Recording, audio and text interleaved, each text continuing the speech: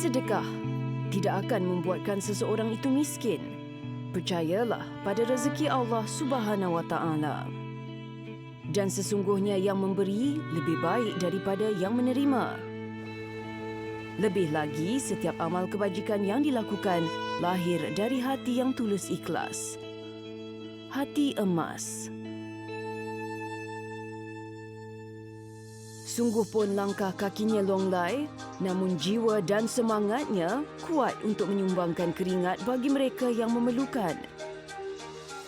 Siti Nuraisyah, 65 tahun, puteri sulung penyanyi legenda lagu Melayu asli yang tidak asing lagi di tanah air, Tan Sri SM Salim, menubuhkan NGO Angkatan Sukarelawan Asas Sejahtera atau ASAS pada tahun 2014. Segalanya bermula pada 26 Disember 2004, tsunami di Aceh. Tarikh keramat bermulanya secara serius Siti dalam menjalankan kerja-kerja misi kemanusiaan. So Aceh saya rasa mengajar saya banyak perkara, terutama sekali bila melihat banyaknya mayat, ramainya orang susah yang menangis-menangis minta tolong. So kita pun dalam keadaan dia susah, kita pun susah, dia menangis, kita pun menangis. So saya rasa itu satu rahmat Allah bagi saya lah untuk buat kerja-kerja kebajikan ni. Sebab membantu ni seolah macam kita membantu orang susah, yang orang yang memerlukan ni seolah-olah kita mendapat satu gunung emas di depan mata. Dia memang amat memenatkan, tapi dia amat menyeronokkan dan amat memberi kita kesedaran. Matlamat penubuhan asas adalah untuk memberi keperluan asas kepada insan yang memerlukan seperti makanan, pendidikan, kesihatan, tempat beribadah yang sempurna, juga kediaman yang selesa. Ini rumah penyayang Darul Ilmi, terletak di Jalan Gombak, Selangor dan mula beroperasi pada tahun 2016. Ia rumah kebajikan dan pusat aktiviti menempatkan anak-anak golongan asnaf dan yatim yang berada di kawasan sekitar.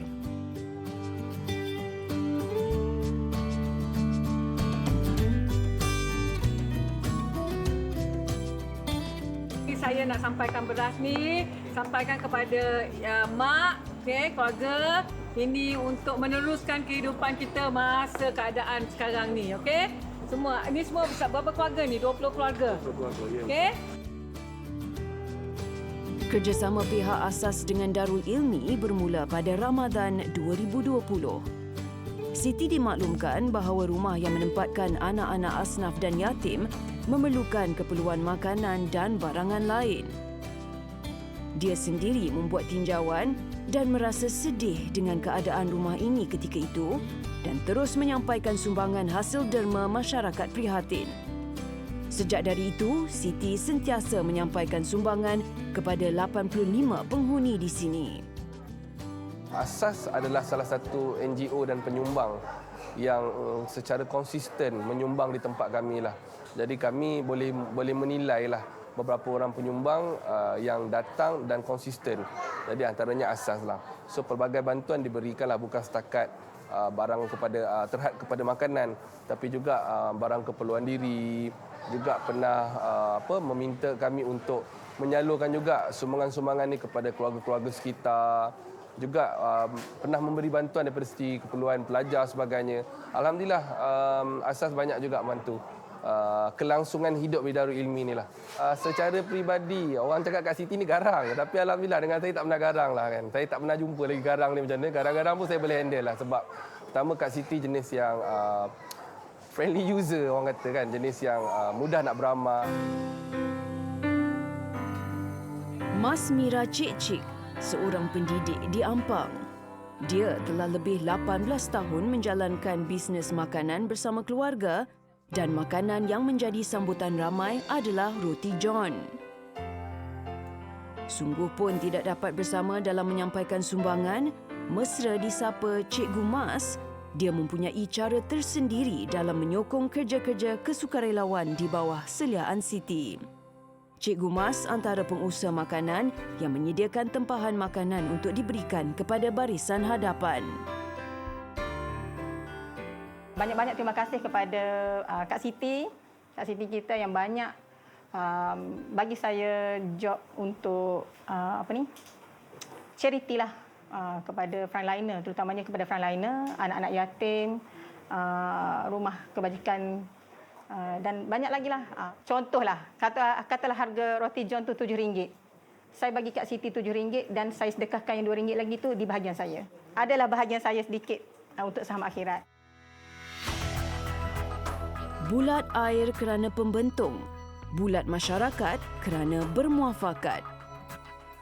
Kerjasama dalam meringankan beban sesama insan, satu perbuatan yang dituntut walau apa cara sekalipun. Yang penting disertai dengan hati yang ikhlas.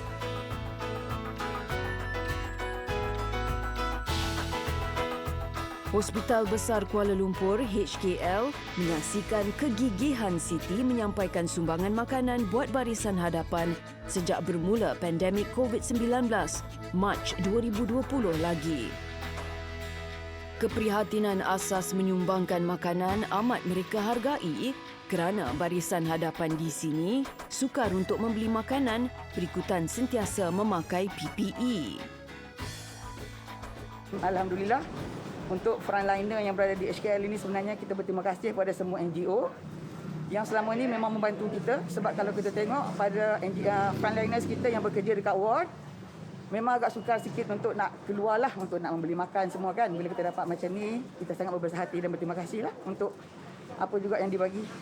NGO Asas memang banyak membantu kami daripada awal COVID yang tahun lepas lagi sampai hari inilah. Dia banyak beri sumbangan makanan, sumbangan donation lah untuk frontliners HKL. Kita memang tak pernah pun minta, tapi daripada hari pertama dia membantu kami sampai hari inilah, dia sentiasa membantu.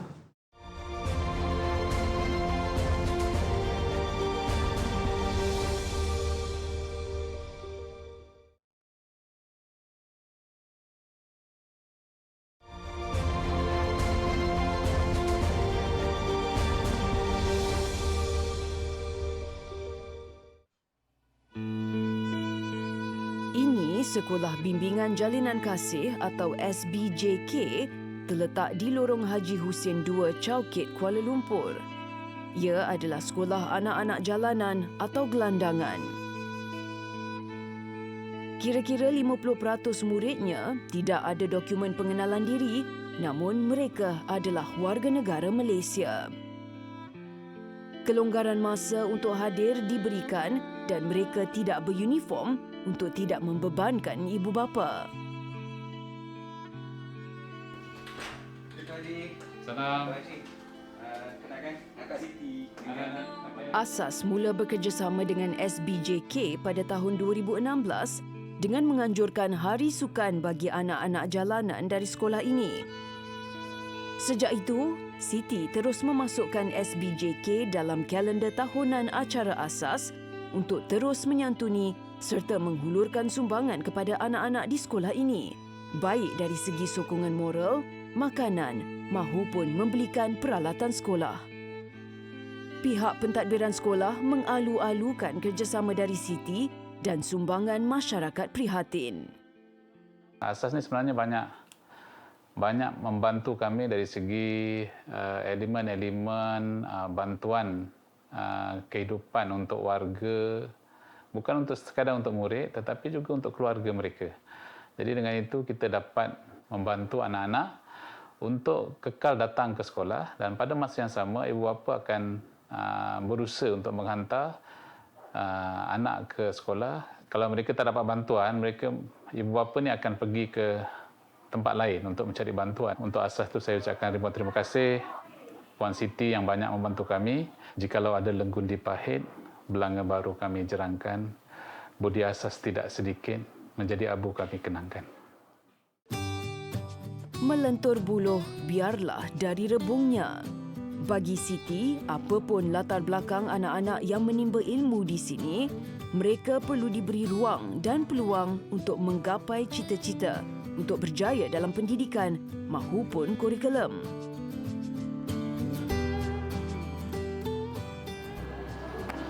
Okey, bagi pihak SBJK saya mengucapkan terima kasih pada asas yang memberi sumbangan buku pelajar-pelajar SPM untuk mata pelajaran teras bahasa Melayu, sejarah, matematik, bahasa Inggeris, pendidikan Islam dan moral.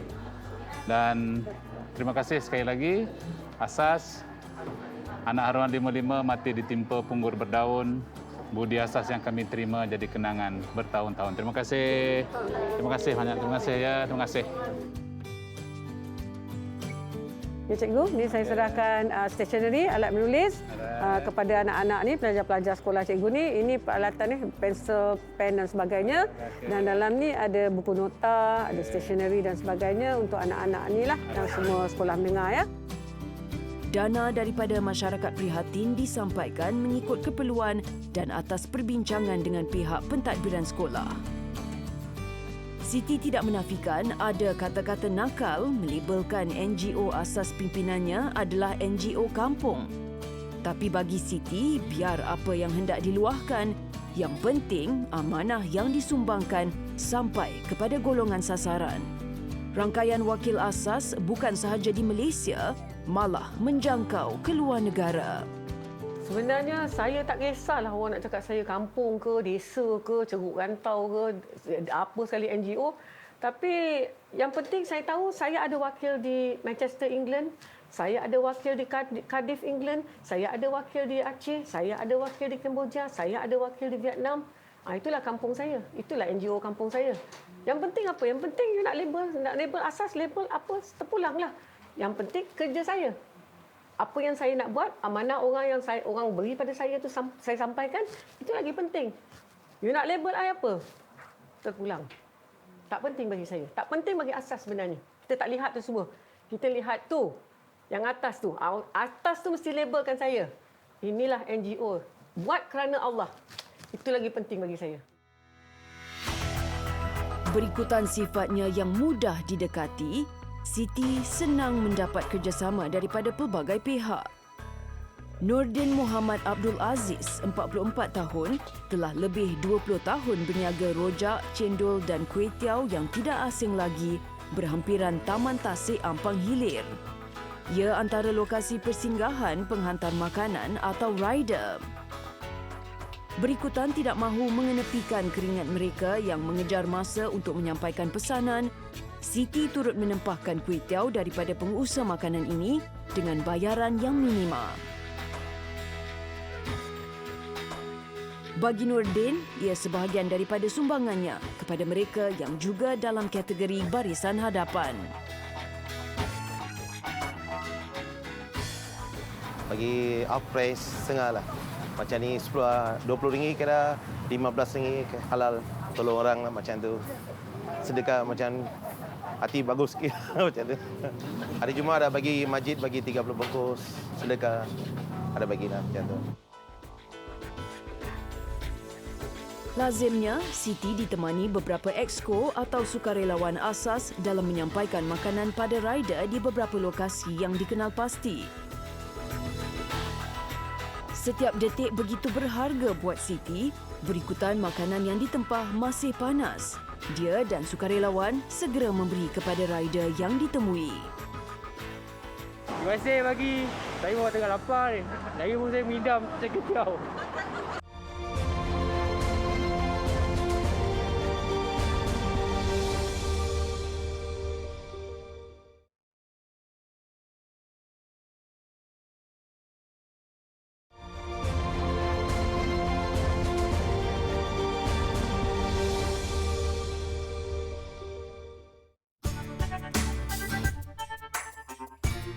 Setiap apa yang dilakukan perlu dilakukan dengan tekun, sabar dan sepenuh hati. Itu prinsip hidup yang digenggam erat Siti. Andai tiada temu janji atau misi yang dilakukan, Siti memenuhi masa di pejabat, mengemas kini jadual dan mengatur perancangan akan datang. Nurmala Syamsuddin antara exco asas yang rapat dengan Siti. Dia juga bertanggungjawab menguruskan segala dana sumbangan orang ramai, baik dari segi barangan makanan, keperluan asas, juga projek pembinaan rumah anak yatim, asnaf juga masjid. Nurmala kagum dengan semangat dan kekuatan Siti dalam memikul tanggungjawab yang diamanahkan kepada Siti. As a person, she is very soft hearted. Dia tak boleh tengok orang susah. That's why jangan ada orang yang approach dia apabila susah tu, she will try very best whatever it takes lah to help orang yang memerlukan, sama ada keluarga ke, sama ada individu ke. So memang akan berusaha. Tapi PKP daripada Mac tahun lepas kan sampai now dah berapa kali PKPB ke whatever kan. We are talking about helping frontliners and she is the frontliners for Asas sebenarnya. Orang lain, in fact some of our exco pun tak berani nak keluar kan.